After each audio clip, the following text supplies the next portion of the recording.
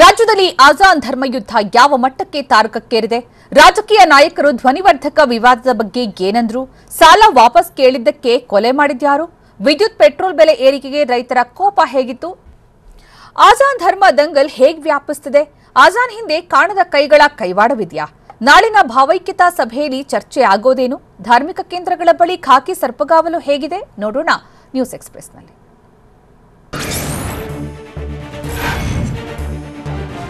ರಾಜ್ಯದಲ್ಲಿ ಆಜಾನ್ ವಿವಾದ ತಾರಕ್ಕೇರಿದೆ. ಈಗಾಗಲೇ ಬೆಂಗಳೂರಿನ ವೀರಾಂಜನೇಯ ದೇಗುಲ ಸೇರಿ ಹಲವು ದೇಗುಲಗಳಲ್ಲಿ ರಾಮ ಭಜನೆಗೆ ಹಿಂದೂ ಕಾರ್ಯಕರ್ತರು ತಯಾರಿ ಮಾಡಿಕೊಂಡಿದ್ದಾರೆ. ಹೀಗಾಗಿ ಪೊಲೀಸರು ಯಾವುದೇ ಅಹಿತಕರ ಘಟನೆಗಳು ನಡೆಯದಂತೆ ಮುನ್ನೆಚ್ಚರಿಕೆ ವಹಿಸಿದ್ದಾರೆ. ಸ್ಪೀಕರ್ ಬಳಸಿದ್ರೆ ಕ್ರಮ ಕೈಗೊಳ್ಳುವುದಾಗಿ ಪೊಲೀಸ್ ಕಮಿಷನರ್ ಕಮಲ್ ಪಂತ್ ಎಚ್ಚರಿಕೆ ನೀಡಿದ್ದಾರೆ.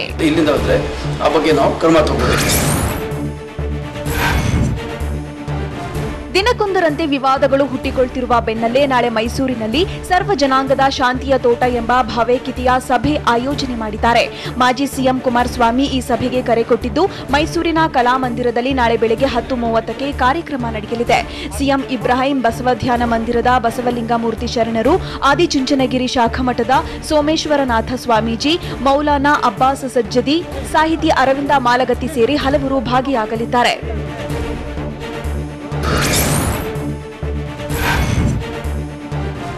ಆಜಾನ್ ವಿವಾದ ಜ್ವಾಲೆ ಹೆಚ್ಚಾಗ್ತಿರುವಾಗಲೇ ಕಳೆದ 1 ವರ್ಷದಲ್ಲಿ ಪೊಲೀಸರು ಮಸೀದಿಗಳಿಗೆ ಹೆಚ್ಚು ನೋಟಿಸ್ ನೀಡಿರುವ ಮಾಹಿತಿ ಹೊರಬಿದ್ದಿದೆ.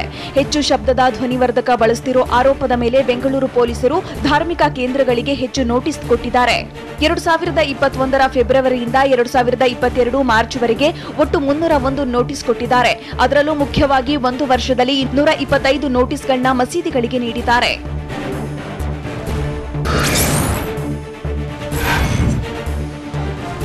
ಆಜಾನ್ ವಿವಾದ ಬೆನ್ನಲ್ಲೇ ದೇವಸ್ಥಾನ ಹಾಗೂ ಚರ್ಚ್ಗಳಿಗೂ ಬೆಂಗಳೂರು ಪೊಲೀಸರು ನೋಟಿಸ್ ನೀಡಿದ್ದಾರೆ. 83 ದೇವಸ್ಥಾನ, 22 ಚರ್ಚ್ಗಳಿಗೆ 22 ನೋಟಿಸ್ ನೀಡಿದ್ದಾರೆ. ಅಲ್ಲದೆ ಪಬ್, ಬಾರ್ ಅಂಡ್ ರೆಸ್ಟೋರೆಂಟ್ಗಳಿಗೂ 59 ನೋಟಿಸ್ ಕೊಡಲಾಗಿದೆ. ಇನ್ನು ಹೆಚ್ಚು ಶಬ್ದ ಸೂಸಿದ ಕೈಗಾರಿಕೆಗಳಿಗೂ 12 ನೋಟಿಸ್ ನೀಡಲಾಗಿದೆ. ಹೈಕೋರ್ಟ್ ಆದೇಶ ಮೀರಿ ಹೆಚ್ಚು ಶಬ್ದ ಮಾಲಿನ್ಯಕ್ಕೆ ಕಾರಣವಾದವರಿಗೆ ವಿವರಣೆ ಕೇಳಲಾಗಿದೆ.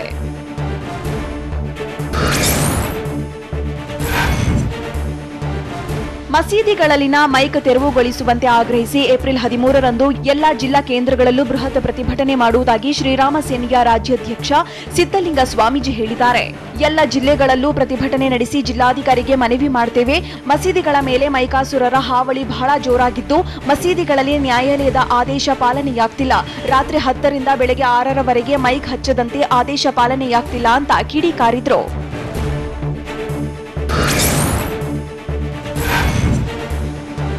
ಮಸೀದಿಗಿರುವ ಏರಿಯಾಗಳಲ್ಲಿ ಹಿಂದೂ ದೇವಸ್ಥಾನಗಳಲ್ಲಿ ಭಜನೆ ಮಾಡಲು ಹಿಂದೂ ಸಂಘಟನೆಗಳು ಮುಂದಾಗಿವೆ.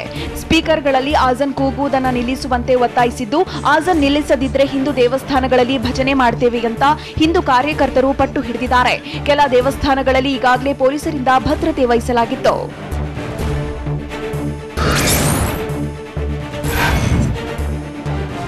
ಇಂದು ಮಸೀದಿಗಿರೋ ಏರಿಯಾಗಳಲ್ಲಿ ದೇಗುಲಗಳಲ್ಲೂ ಭಜನೆ ಮಾಡುವುದಾಗಿ ಹೇಳಿದ್ರಿಂದ ಬೆಂಗಳೂರಿನ ಹಲವು ದೇಗುಲಗಳಲ್ಲಿ ಪೊಲೀಸರನ್ನ ನಿಯೋಜಿಸಲಾಗಿದೆ.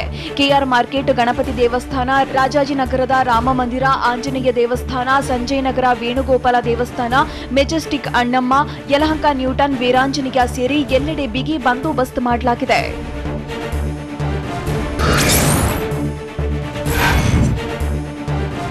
ರಾಜ್ಯದಲ್ಲಿ ಸದ್ಯ ಆಜಾನ್ ಮತ್ತು ರಾಮಜಪ ದಂಗಲ್ ಎದ್ದಿದ್ದು, ನಗರದ ಬಹುತೇಕ ಮಸೀದಿಗಳಿಗೆ ಪೊಲೀಸರು ಭದ್ರತೆ ನಿಯೋಜಿಸಿದ್ದಾರೆ. ಪ್ರಮುಖ ಮಸೀದಿಗಳಲ್ಲಿ ಹೆಚ್ಚಿನ ಭದ್ರತೆ ನೀಡಲಾಗಿದೆ. ಅಹಿತಕರ ಘಟನೆಗಳು ನಡೆಯಬಾರದೆಂದು ಖಾಕಿ ಪಡೆ ಮುನ್ನೆಚ್ಚರಿಕೆ ವಹಿಸಿದ್ದು, ಬಂದೋಬಸ್ತ್ ಹೆಚ್ಚಿಸಿದ್ದಾರೆ.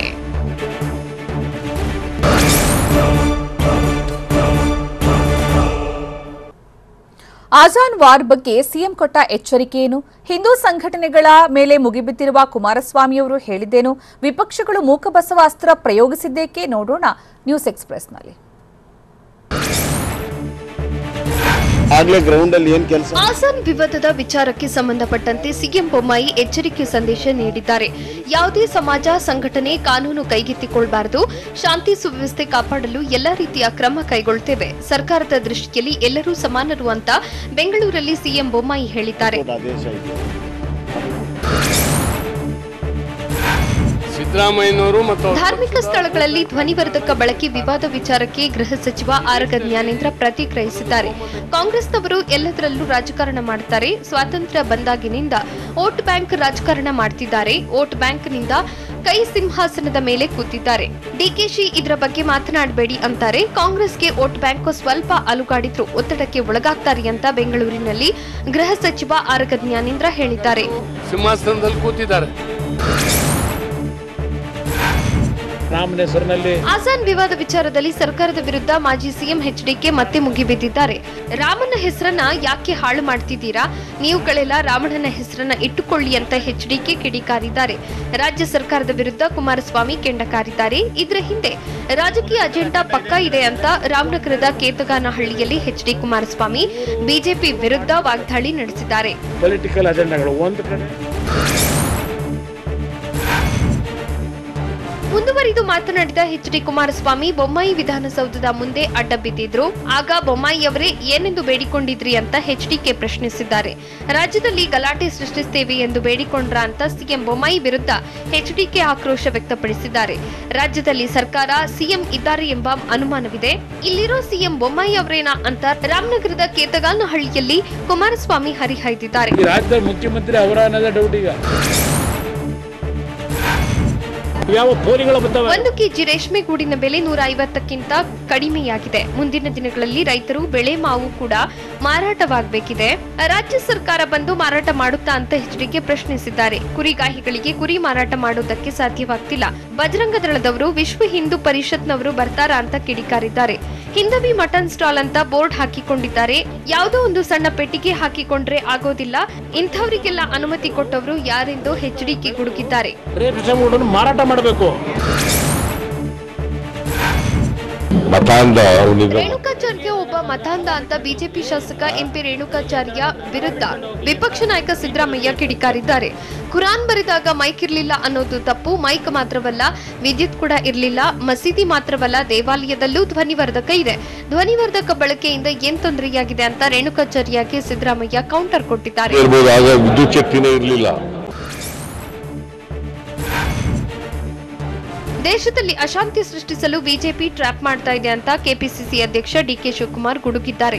ಹಿಜಾಬ್ ಬಗ್ಗೆ ಕೈ ನಾಯಕರು ಗಡಸುತನದಿಂದ ಮಾತನಾಡುತ್ತಿಲ್ಲ ಎಂದಿದ್ದ ಗೃಹ ಸಚಿವರಿಗೆ ಡಿಕೆಶಿ ತಿರುಗೇಟು ಕೊಟ್ಟಿದ್ದಾರೆ.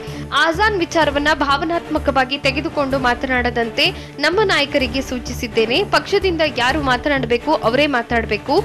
ಎಲ್ಲರೂ ಪ್ರತಿಕ್ರಿಯೆ ನೀಡಬಾರದೆಂದು ನಮ್ಮ ನಾಯಕರಿಗೆ ಸೂಚಿಸಿರೋದು ನಿಜ ಅಂತ ಡಿಕೆಶಿ ಹೇಳಿದ್ದಾರೆ. ನಾವು ಯಾವುದೇ ಸಿಂಹಾಸನ ಇಟ್ಟುಕೊಂಡಿಲ್ಲ, ಪ್ರಜಾಪ್ರಭುತ್ವ ವ್ಯವಸ್ಥೆಯನ್ನ ಪಾಲಿಸುತ್ತಿದ್ದೇವೆ ಅಂತ ಡಿಕೆಶಿ ಹೇಳಿದ್ದಾರೆ. ಯಾರು ಮಾತಾಡಬೇಕು ಅವರೇ ಮಾತಾಡೋದು. ಕೆಎಸ್ ಈಶ್ವರಪ್ಪ ದೇಶದ್ರೋಹಿ, ಸಂವಿಧಾನ ದ್ರೋಹಿ, ಧ್ವಜದ್ರೋಹಿ, ದೇಶದ್ರೋಹಿ, ಸಂವಿಧಾನ ದ್ರೋಹಿಗಳ ಹೇಳಿಕೆಗೆ ಪ್ರತಿಕ್ರಿಯಿಸಲ್ಲ ಅಂತ ಕೆಪಿಸಿಸಿ ಅಧ್ಯಕ್ಷ ಡಿಕೆಶಿ ಗುಡುಗಿದ್ದಾರೆ. ಸಿಎಂ ಬಸವರಾಜ ಬೊಮ್ಮಾಯಿ ಹೇಳಿಕೆಗೆ ಉತ್ತರ ಕೊಡಬಹುದು. ರಸ್ತೆಯಲ್ಲಿ ಹೋಗುವವರ ಹೇಳಿಕೆಗಳಿಗೆ ನಾನು ಉತ್ತರಿಸೋದಿಲ್ಲ ಅಂತ ಸಚಿವ ಕೆಎಸ್ ಈಶ್ವರಪ್ಪ ವಿರುದ್ಧ ಹಿರಿಯೂರಿನಲ್ಲಿ ಕೆಪಿಸಿಸಿ ಅಧ್ಯಕ್ಷ ಡಿಕೆಶಿ ಆಕ್ರೋಶ ಹೊರಹಾಕಿದ್ದಾರೆ.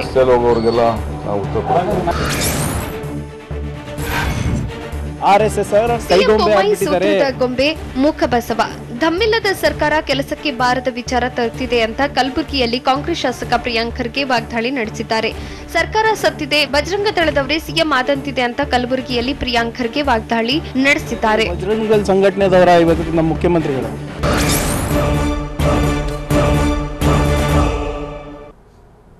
ಮುಂದಿನ ಚುನಾವಣೆಗಾಗಿ ಧರ್ಮದಂಗಲ್ ನಡೀತಾ ಇದೆಯಾ? ಸಾಮರಸ್ಯ ಕೆಡಿಸಲು ಕುಮ್ಮಕ್ಕು ನೀಡಲಾಗ್ತಿದ್ಯಾ? ಹಿಂದೂ ಸಂಘಟನೆಗಳ ಬಗ್ಗೆ ಆಕ್ಷೇಪ ವ್ಯಕ್ತಪಡಿಸಿದ್ಯಾರು? ಆಜಾನ್ಗೆ ಸಪೋರ್ಟ್ ಮಾಡಿದ ಬಿಜೆಪಿ ಸಚಿವರ್ಯಾರು? ನೋಡೋಣ ನ್ಯೂಸ್ ಎಕ್ಸ್‌ಪ್ರೆಸ್‌ನಲ್ಲಿ.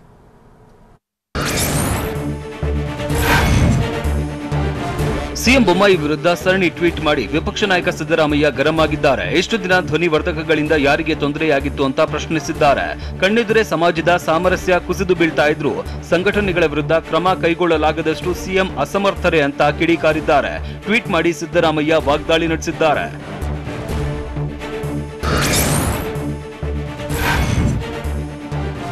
ರಾಜ್ಯದಲ್ಲಿ ವಿಧಾನಸಭಾ ಚುನಾವಣೆ ಸಮೀಪಿಸ್ತಾ ಇದೆ. ಹೀಗಾಗಿ ಸಮಾಜದ ಕೋಮು ಸಾಮರಸ್ಯ ಕದಡೋದಕ್ಕೆ ಸರ್ಕಾರ ಕುಮ್ಮಕ್ಕು ನೀಡ್ತಾ ಇದೆ. ರಾಜಕೀಯ ಲಾಭ ಪಡೆಯುವುದಕ್ಕೆ ಸರ್ಕಾರ ಹವಣಿಕೆಯಲ್ಲಿ ಇದೆ. ಈ ಲೆಕ್ಕಾಚಾರ ಮುಂದೆ ಬಿಜೆಪಿಗೆ ತಿರುಗುಬಾಣವಾಗಲಿದೆ. ಸಿಎಂ ಬೊಮ್ಮಾಯಿಗೆ ರಾಜ್ಯದ ಹಿತಾಸಕ್ತಿ ಬಗ್ಗೆ ಕಾಳಜಿ ಇದ್ರೆ ಪರಿಸ್ಥಿತಿ ವಿಕೋಪಕ್ಕೆ ಹೋಗುವ ಮುನ್ನ ರಾಜೀನಾಮೆ ನೀಡಿ. ಬೊಮ್ಮಾಯಿ ರಾಜೀನಾಮೆ ನೀಡಿ ಮನೆಗೆ ಹೋಗೋದು ಒಳಿತು ಅಂತ ಟ್ವೀಟ್ನಲ್ಲಿ ಸಿದ್ದು ಕಿಡಿಕಾರಿದ್ದಾರೆ.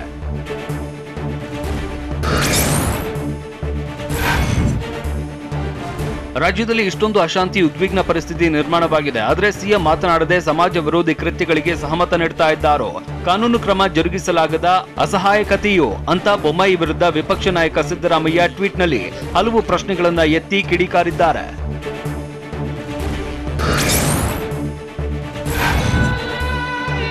ಆಜಾನ್ ವಿಚಾರ ಇಂದು ನಿನ್ನೆಯದ್ದಲ್ಲ, ಇದು ಧರ್ಮದ ವಿಚಾರ ಅಲ್ಲ ಅಂತ ಡಿಕೆ ಶಿವಕುಮಾರ್ ಹೇಳಿದ್ದಾರೆ.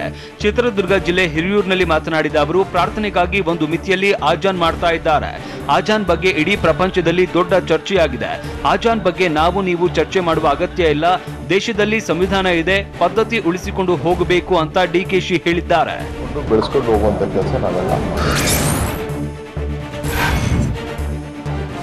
ಆಜಾನ್ ವಿರೋಧಿ ಅಭಿಯಾನಕ್ಕೆ ಆರೋಗ್ಯ ಸಚಿವ ಕೆ ಸುಧಾಕರ್ ಪ್ರತಿಕ್ರಿಯಿಸಿದ್ದಾರೆ. ಪ್ರತಿಯೊಬ್ಬರಿಗೂ ಅವರವರ ಧಾರ್ಮಿಕ ಹಕ್ಕಿದೆ, ಆದರೆ ನಮ್ಮ ಆಚರಣೆಗಳಿಂದ ಇತರರಿಗೆ ತೊಂದರೆಯಾಗಬಾರದು. ಇದನ್ನೇ ಮುಂದೆ ಇಟ್ಕೊಂಡು ಸಮಾಜದಲ್ಲಿ ಅಶಾಂತಿ ಸೃಷ್ಟಿಸಬಾರದು ಅಂತ ಆರೋಗ್ಯ ಸಚಿವ ಕೆ ಸುಧಾಕರ್ ಚಿಕ್ಕಬಳ್ಳಾಪುರದಲ್ಲಿ ಹೇಳಿದ್ದಾರೆ. ತೊಂದರೆ ಆಗಬಾರ್ದು. ನಮಗೆ ಆಜಾನ್ ಸೇ ಆಜಾದಿ ಬೇಕಾಗಿದೆ ಅಂತ ಕಲಬುರಗಿಯಲ್ಲಿ ಶ್ರೀರಾಮ ಸೇನೆ ರಾಜ್ಯಾಧ್ಯಕ್ಷ ಸಿದ್ದಲಿಂಗ ಸ್ವಾಮೀಜಿ ಹೇಳಿದ್ದಾರೆ. ಆಜಾನ್ನಿಂದ ನಮಗೆ ವಿಪರೀತ ಕಿರಿಕಿರಿ ಆಗ್ತಾ ಇದೆ. ವಿದ್ಯಾರ್ಥಿಗಳಿಗೆ ಓದೋದಕ್ಕೆ ಆಗ್ತಾ ಇಲ್ಲ. ಏಪ್ರಿಲ್ 13ರಿಂದ ಆಜಾನ್ ಸೇ ಆಜಾದಿಗಾಗಿ ಹೋರಾಟ ಮಾಡ್ತೇವೆ. ಆಗಲೂ ಸರ್ಕಾರ ಕ್ರಮ ಕೈಗೊಳ್ಳದಿದ್ದರೆ ನ್ಯಾಯಾಲಯ ಮೂಲಕ ಹೋರಾಟ ಮಾಡ್ತೀವಿ ಅಂತ ಸಿದ್ದಲಿಂಗ ಸ್ವಾಮೀಜಿ ಹೇಳಿದ್ದಾರೆ. ಮನವಿಯನ್ನ ಕೊಡ್ತಾ ಇದ್ದೀವಿ. ಧಾರ್ಮಿಕ ಸ್ಥಳದಲ್ಲಿ ಧ್ವನಿವರ್ಧಕ ಬಳಕೆ ವಿವಾದ ವಿಚಾರಕ್ಕೆ ಸಂಬಂಧಪಟ್ಟಂತೆ ಗೃಹ ಸಚಿವ ಆರ್ಗ ಜ್ಞಾನೇಂದ್ರ ರಿಯಾಕ್ಟ್ ಮಾಡಿದ್ದಾರೆ. ಬೆಂಗಳೂರಲ್ಲಿ ಮಾತನಾಡಿದ ಅವರು, ಬಸ್ ಸೌಂಡ್ಗೂ ಒಂದು ಲಿಮಿಟ್ ಅನ್ನೋದು ಇರುತ್ತೆ. ಸೌಂಡ್ ಲಿಮಿಟ್ ಆದೇಶವನ್ನ ಎಲ್ಲರೂ ಪಾಲಿಸಲೇಬೇಕು. ಕಾಂಗ್ರೆಸ್ನವರು ಎಲ್ಲದರಲ್ಲೂ ರಾಜಕೀಯ ಮಾಡ್ತಾರೆ. ಕಾಂಗ್ರೆಸ್ಗೆ ವೋಟ್ ಬ್ಯಾಂಕ್ ಸ್ವಲ್ಪ ಅಲುಗಾಡಿದ್ರೂ ಭಯವಾಗುತ್ತೆ. ಡಿಕೆ ಶಿವಕುಮಾರ್ ಇದರ ಬಗ್ಗೆ ಮಾತನಾಡಬೇಡಿ ಅಂತ ಹೇಳ್ತಾರೆ ಅಂತ ಬೆಂಗಳೂರಲ್ಲಿ ಗೃಹ ಸಚಿವ ಆರ್ಗ ಜ್ಞಾನೇಂದ್ರ ಕೈ ವಿರುದ್ಧ ಕಿಡಿಕಾರಿದ್ದಾರೆ. ಬೇರೆ ಏನೂ ಇಲ್ಲ. ಬೆಳಗ್ಗೆ 5 ಗಂಟೆಗೆ ಆಜಾನ್ ವಿವಾದದ ವಿಷಯದಲ್ಲಿ ಬಿಜೆಪಿ ಶಾಸಕ ಎಂಪಿ ರೇಣುಕಾಚಾರ್ಯ ಕೂಡ ಪ್ರತಿಕ್ರಿಯಿಸಿದ್ದಾರೆ. ಕುರಾನ್ ಬರೆದಾಗ ಮೈಕ್ ಇತ್ತ ಅಂತ ಶಾಸಕ ರೇಣುಕಾಚಾರ್ಯ ಪ್ರಶ್ನಿಸಿದ್ದಾರೆ. ದಿನಕ್ಕೆ 5 ಬಾರಿ ಆಜಾನ್ ಕೂಗಿದ್ರೆ ತೊಂದರೆ ಆಗುತ್ತೆ. ಎಲ್ರಿಗೂ ಅವರವರ ಧರ್ಮವೇ ದೊಡ್ಡದಾಗಿರುತ್ತೆ. ಪ್ರಾರ್ಥನೆ ಮಾಡೋದನ್ನ ಯಾರು ಬೇಡ ಅನ್ನೋದಿಲ್ಲ. ಸುಪ್ರೀಂ ಕೋರ್ಟ್ ಆದೇಶದಂತೆ ಎಲ್ಲರೂ ನಡ್ಕೊಳ್ಬೇಕು ಅಂತ ದೆಹಲಿಯಲ್ಲಿ ಬಿಜೆಪಿ ಶಾಸಕ ರೇಣುಕಾಚಾರ್ಯ ಹೇಳಿದ್ದಾರೆ. ನಮಾಜ್ ಮಾಡಿರ್ತೀರಾ? ಆಜಾನ್ ವಿವಾದಕ್ಕೆ ವಿಷಯಕ್ಕೆ ಸಂಬಂಧಪಟ್ಟಂತೆ ಟ್ವಿಟರ್ನಲ್ಲಿ ಮಾಜಿ ಸಿಎಂ ಎಚ್ಡಿಕೆ ಕಿಡಿಕಾರಿದ್ದಾರೆ. ಹಿಂದೂ ಪರ ಸಂಘಟನೆಗಳ ಅಭಿಯಾನಕ್ಕೆ ಎಚ್ಡಿಕೆ ಆಕ್ಷೇಪ ವ್ಯಕ್ತಪಡಿಸಿದ್ದಾರೆ. ಹಿಂದೂಗಳು ಸಲ್ಲಿಸುವ ಸೇವೆಗಳಿಗೆ ಅನ್ಯ ಧರ್ಮಗಳ ಆಕ್ಷೇಪವಿಲ್ಲ. ಆದರೆ ಈಗ ಮಸೀದಿ ಧ್ವನಿವರ್ಧಕಗಳ ಬಗ್ಗೆ ತಕರಾರು ಯಾಕೆ ಅಂತ ಕ್ವೆಶ್ಚನ್ ಮಾಡಿದ್ದಾರೆ. ಅಗತ್ಯ ಬಿದ್ದರೆ ಶಬ್ದದ ಪ್ರಮಾಣವನ್ನ ಚಿಂತಿಸಿ ಕಡಿಮೆ ಮಾಡಲಿ ಅಂತ ಎಚ್ಡಿಕೆ ಸಲಹೆ ನೀಡಿದ್ದಾರೆ.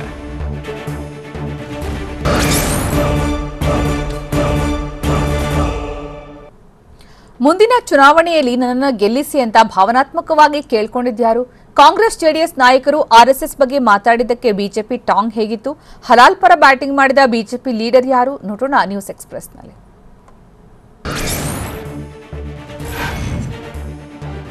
ನನಗೆ ಸಂಪೂರ್ಣ ಅಧಿಕಾರ ಕೊಡಿ, ಆ 5 ವರ್ಷದಲ್ಲಿ ರಾಜ್ಯದಲ್ಲಿ ಸಂಪೂರ್ಣವಾಗಿ ನೀರಾವರಿ ಯೋಜನೆ ಮುಗಿಸ್ತೀವಿ ಅಂತ ಮಾಜಿ ಸಿಎಂ ಎಚ್ಡಿ ಕುಮಾರಸ್ವಾಮಿ ಹೇಳಿದ್ದಾರೆ. ನನ್ನ ಕೈಯಲ್ಲಿ ಆ ಕೆಲಸ ಆಗ್ಲಿಲ್ಲ ಅಂದ್ರೆ ಜೆಡಿಎಸ್ ಪಕ್ಷವನ್ನ ವಿಸರ್ಜನೆ ಮಾಡ್ತೇವೆ ಅಂತ ಚುನಾವಣೆ ದೃಷ್ಟಿಯಲ್ಲಿ ಎಚ್ಡಿಕೆ ಬೆಂಗಳೂರಲ್ಲಿ ಭಾವನಾತ್ಮಕವಾಗಿ ಮಾತನಾಡಿದ್ದಾರೆ. ಜನತೆಗೆ ಕೈ ಜೋಡಿಸಿ ಮನವಿ ಮಾಡ್ತೇನೆ. ದೇಶ ಕಷ್ಟದಲ್ಲಿದೆ, ರಾಜ್ಯ ಸಂದಿಗ್ಧ ಸ್ಥಿತಿಯಲ್ಲಿದೆ. ದೇಶ ರಾಜ್ಯದ ಜನರನ್ನ ಬಿಜೆಪಿಯವರು ಇಬ್ಬಾಗ ಮಾಡ್ತಿದ್ದಾರೆ ಅಂತ ಕೆಪಿಸಿಸಿ ಅಧ್ಯಕ್ಷ ಡಿಕೆಶಿ ಬಿಜೆಪಿ ವಿರುದ್ಧ ವಾಗ್ದಾಳಿ ನಡೆಸಿದ್ದಾರೆ. ರೈತನ ಬೆಲೆ ದ್ವಿಗುಣ ಮಾಡುವ ಭರವಸೆ ಹುಸಿಯಾಗಿದೆ. ನಾಡಿನ ಯುವಕರಿಗೆ ಉದ್ಯೋಗಾವಕಾಶ ಸಿಕ್ಕಿಲ್ಲ. ಬೆಲೆ ಗಗನಕ್ಕೇರಿದೆ. ಬಿಜೆಪಿ ಜನರ ಬಗ್ಗೆ ಚಿಂತಿಸಿಲ್ಲ. ಪ್ರತಿಯೊಂದು ಕಡೆ ಲಂಚ ತಾಂಡವ ಆಡ್ತಿದೆ. ರಾಜ್ಯದಲ್ಲಿ ಕಾಂಗ್ರೆಸ್ ಮತ್ತೆ ಅಧಿಕಾರಕ್ಕೆ ಬರಲಿದೆ ಅಂತ ಡಿಕೆಶಿ ಚಿತ್ರದುರ್ಗದಲ್ಲಿ ಹೇಳಿದ್ದಾರೆ.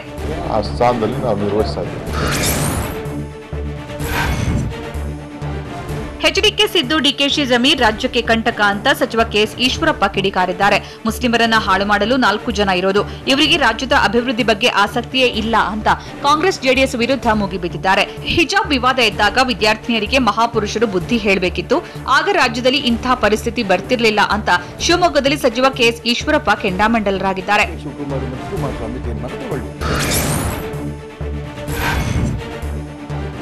ಕುಮಾರಸ್ವಾಮಿ, ಸಿದ್ದು, ಶಿವಕುಮಾರ್ ಈ ಮೂವರು ಕೆಎಸ್ಎಸ್ ಆರ್ಎಸ್ಎಸ್ ಬಗ್ಗೆ ಟೀಕೆ ಮಾಡ್ತಾರೆ ಅಂತ ಸಚಿವ ಕೆಎಸ್ ಈಶ್ವರಪ್ಪ ವಾಗ್ದಾಳಿ ನಡೆಸಿದ್ದಾರೆ. ಶಿವಮೊಗ್ಗದಲ್ಲಿ ಮಾತನಾಡಿದ ಅವರು ಬಿಜೆಪಿ ಸರ್ವನಾಶ ಎಂದಿದ್ದ ಎಚ್ಡಿಕೆಗೂ ತಿರುಗೇಟು ಕೊಟ್ಟಿದ್ದಾರೆ. ಇವತ್ತು ರಾಜ್ಯ ತಣ್ಣಗಿದೆ, ಅದು ಅವರಿಗೆ ತೃಪ್ತಿ ಇಲ್ಲ. ರಾಜ್ಯದಲ್ಲಿ ಹಿಂದೂ ಮತ್ತು ಮುಸ್ಲಿಂ ನೆಮ್ಮದಿಯಿಂದ ಇರಲು ಆಸಕ್ತಿ ಇಲ್ಲ. ಇವರಿಗೆ ಮುಸ್ಲಿಂ ಮತಗಳು ಮಾತ್ರ ಬೇಕು. ಅವರ ಪರ ಜೋರಾಗಿ ಕೂಗಿದ್ರೆ ಮತಗಳು ಬರುತ್ತವೆ ಅನ್ನೋ ಭ್ರಮೆಯಲ್ಲಿ ಈ ಕೆಎಸ್ಎಸ್ ಇದ್ದಾರೆ ಅಂತನೂ ಸಚಿವ ಈಶ್ವರಪ್ಪ ಗುಡುಗಿದ್ದಾರೆ.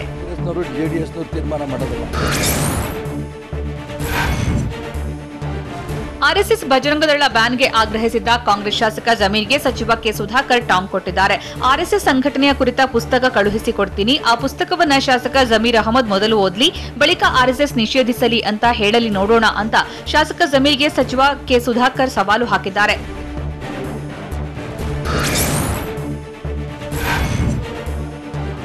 ಏಪ್ರಿಲ್ 12ರಿಂದ ಬಿಜೆಪಿ ನಾಯಕರ ರಾಜ್ಯ ಪ್ರವಾಸ ಹಮ್ಮಿಕೊಳ್ಳಲಾಗಿದೆ. 3 ತಂಡಗಳಾಗಿ ಬಿಜೆಪಿ ಲೀಡರ್ಸ್ ಟೂರ್ ಹೊರಡಲಿದ್ದಾರೆ. ಸಿಎಂ ಬೊಮ್ಮಾಯಿ, ಮಾಜಿ ಸಿಎಂ ಬಿಎಸ್ ಯಡಿಯೂರಪ್ಪ, ಬಿಜೆಪಿ ರಾಜ್ಯಾಧ್ಯಕ್ಷ ಕಟೀಲು ನೇತೃತ್ವದಲ್ಲಿ ನಾಯಕರು ಪ್ರವಾಸ ಹಮ್ಮಿಕೊಳ್ಳಲಿದ್ದಾರೆ. ಏಪ್ರಿಲ್ 12ರಿಂದ 15ರವರೆಗೆ ಮೊದಲ ಪ್ರವಾಸ ಹಮ್ಮಿಕೊಳ್ಳಲಿರುವ ನಾಯಕರು ಏಪ್ರಿಲ್ 19ರಿಂದ 21ರವರೆಗೆ 2ನೇ ಹಂತದ ಟೂರ್ ಹೊರಡಲಿದ್ದಾರೆ.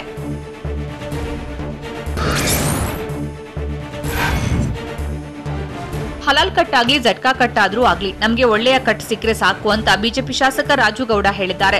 ಯಾದಗಿರಿಯಲ್ಲಿ ಮಾತನಾಡಿದ ಅವರು, ಹಲಾಲ್ ಮತ್ತು ಜಟ್ಕಾ ಏನು ಅನ್ನೋದನ್ನ ಮೊದಲು ತಿಳಿಯಬೇಕು. ಹಲಾಲ್ ಕಟ್ ಮಾಡಿದ್ರೆ ಪ್ರಾಣಿ ದೇಹದಲ್ಲಿನ ರಕ್ತ ಕ್ಲಿಯರ್ ಆಗುತ್ತೆ, ಮಾಂಸ ಚೆನ್ನಾಗಿರುತ್ತೆ. ಜಟ್ಕಾ ಕಟ್ ಅಂದ್ರೆ ಹಾರ್ಟ್ ನಲ್ಲಿ ಸ್ವಲ್ಪ ರಕ್ತ ಉಳಿದು ಮಾಂಸದ ರುಚಿ ಕಮ್ಮಿ ಆಗುತ್ತೆ ಅಂತ ಶಾಸಕ ರಾಜುಗೌಡ ತಮ್ಮದೇ ದಾಟಿಯಲ್ಲಿ ಮಾತನಾಡಿದ್ದಾರೆ.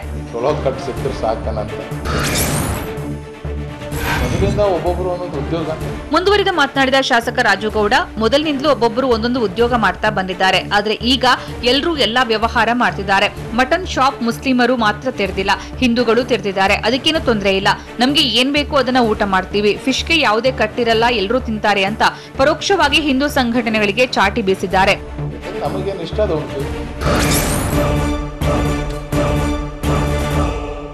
20,000 ಸಾಲ ವಾಪಸ್ ಕೇಳಿದ್ದಕ್ಕೆ ಕೊಲೆ ಆಯ್ತಾ?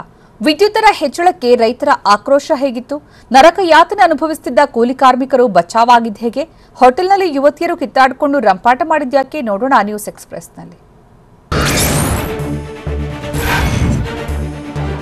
ದಕ್ಷಿಣ ಕನ್ನಡ ಜಿಲ್ಲೆ ಮಂಗಳೂರಿನ ಬಾವುಟಗುಡ್ಡೆಯಲ್ಲಿರೋ ಕೆಫೆಯೊಂದರಲ್ಲಿ 2 ವಿದ್ಯಾರ್ಥಿನಿಯರು ಬಡಿದಾಡಿಕೊಂಡಿದ್ದಾರೆ. ಯುವಕರ ಜೊತೆ ಕೆಫೆಯಲ್ಲಿ ಕುಳಿತಿದ್ದ ಯುವತಿ ಮೇಲೆ ಮತ್ತೊಬ್ಬ ಯುವತಿ ಏಕಾಏಕಿ ದಾಳಿ ಮಾಡಿ ಹಲ್ಲೆ ಮಾಡಿದ್ದಾಳೆ.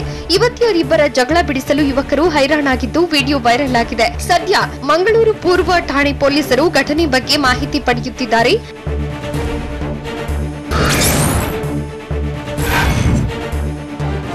ವಿದ್ಯುತ್ ದರ ಹೆಚ್ಚಳಕ್ಕೆ ರೈತ ಸಂಘದ ರಾಜ್ಯಾಧ್ಯಕ್ಷ ಕೋಡಿಹಳ್ಳಿ ಚಂದ್ರಶೇಖರ್ ಆಕ್ರೋಶ ವ್ಯಕ್ತಪಡಿಸಿದ್ದಾರೆ. ತುಮಕೂರಲ್ಲಿ ಮಾತನಾಡಿದ ಅವರು, ಬಿಜೆಪಿ ಸರ್ಕಾರದವರಿಗೆ ಜನಸಾಮಾನ್ಯರ ಕಷ್ಟ ಅರ್ಥವಾಗ್ತಿಲ್ಲ. ಈ ಬಿಜೆಪಿ ಸರ್ಕಾರದಲ್ಲಿ ಪ್ರತಿಯೊಂದು ದುಬಾರಿಯಾಗಿದೆ. ಪೆಟ್ರೋಲ್, ಡೀಸೆಲ್, ಗ್ಯಾಸ್, ಔಷಧಿ, ವಿದ್ಯುತ್ ದರ ಏರಿಕೆಯಾಗಿದೆ.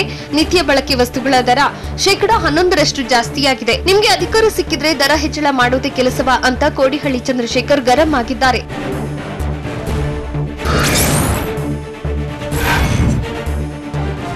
ಮುಂದುವರಿದು ಮಾತನಾಡಿದ ಕೋಡಿಹಳ್ಳಿ ಚಂದ್ರಶೇಖರ್, ರೈತರ ಪಂಪ್ ಸೆಟ್ಗೆ ವಿದ್ಯುತ್ ಮೀಟರ್ ಹಾಕಲು ರೈತರು ಅವಕಾಶ ಕೊಡೋಲ್ಲ ಅಂತ ಹೇಳಿದ್ದಾರೆ. ವಿದ್ಯುತ್ ಮೀಟರ್ ಅಳವಡಿಸಲು ಸರ್ಕಾರ ಒಂದು ವೇಳೆ ಇದಕ್ಕೆ ಅವಕಾಶ ನೀಡಿದ್ರೆ ಕಿತ್ತು ಹಾಕ್ತೇವೆ ಅಂತ ರೈತ ಸಂಘದ ರಾಜ್ಯಾಧ್ಯಕ್ಷ ಕೋಡಿಹಳ್ಳಿ ಚಂದ್ರಶೇಖರ್ ಹೇಳಿದ್ದಾರೆ.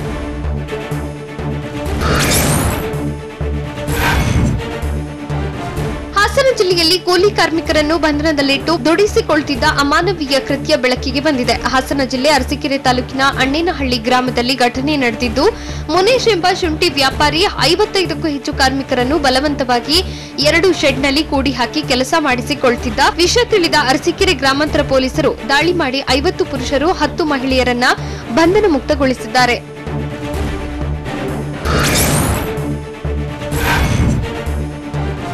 ಅರಬ್ಬಿ ಸಮುದ್ರದ ಬೋಟು ಮುಳುಗಿ ಅವಘಡ ಸಂಭವಿಸಿದೆ. ಉತ್ತರ ಕನ್ನಡ ಜಿಲ್ಲೆಯ ಭಟ್ಕಳ ತಾಲೂಕಿನ ಮಾವಿನ ಕುರುವೆ ಬಂದರ್ ದ್ವೀಪ ಸ್ತಂಭದ ಬಳಿ ಆಕಸ್ಮಿಕವಾಗಿ ಸಮುದ್ರದ ಆಳದ ಕಲ್ಲಿಗೆ ತಾಗಿ ಸಿಹಾನ್ ಫಿಶರೀಸ್ ಹೆಸರಿನ ಬೋಟ್ ಮುಳುಗಿದೆ. ಕೂಡಲೇ ಸಮೀಪವೇ ಇದ್ದ ಜೈ ಶ್ರೀರಾಮ್ ಬೋಟ್ನ ಮೀನುಗಾರರು 7 ಜನರನ್ನು ರಕ್ಷಿಸಿದ್ದಾರೆ. ಈ ಸಂಬಂಧ ಭಟ್ಕಳ ಗ್ರಾಮೀಣ ಪೊಲೀಸ್ ಠಾಣೆಯಲ್ಲಿ ಪ್ರಕರಣ ದಾಖಲಾಗಿದೆ.